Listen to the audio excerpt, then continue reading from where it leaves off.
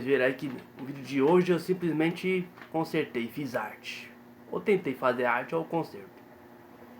Não vou mentir não, alguns eu gostei, outros infelizmente errei um ponto. Mas nada que assuste, talvez no alto fique bom. Olha aqui o primeiro. Colorido. A única coisa que eu fiz foi pôr essas pontinhas em vermelho e amarelo. Aí, olha o jeitão dele, ó. É deitado mesmo. Normalmente é assim, ou assim, né? Mas esse aqui foi assim. E detalhe, dos que eu fiz hoje, esse aqui é o único, é o único, né? Ah não, esse aqui é o último, a rabiola própria. Olha aí, é bonito, ó. Envergando, ó. Ficou bonito. E sim, tô segurando lá porque não tem mais suporte, ele quebrou.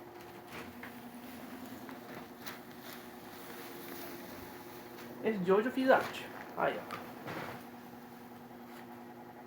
Rasgado embaixo, com durex zoado. E essa bolinha de baixo também. Aí a outra eu fiz um enfeite como se fosse uma pedra de dominó, tipo Duque. Ah.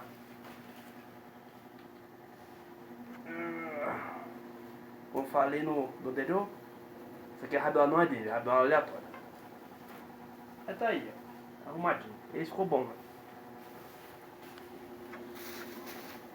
E aqui é uma tentativa de olho de gato. Ou olho malvado, vai.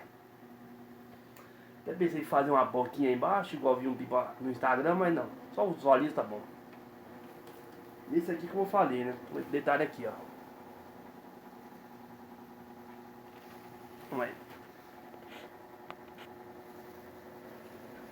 Detalhe nos olhinhos aqui, ó. Viu? Ficou meio amassado, ó. Não estiquei totalmente. Também porque que eu não achei as pedrinhas que eu tava usando. Então eu não consegui esticar.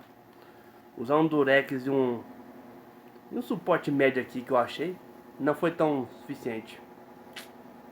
Mas fora isso, os olhinhos ficou bom, vai. Os olhos de gato. E essas foi as artes de hoje. Se você gostou das artes de hoje, deixa o like aí, beleza? Isso é tudo por hoje. Alô, até a próxima.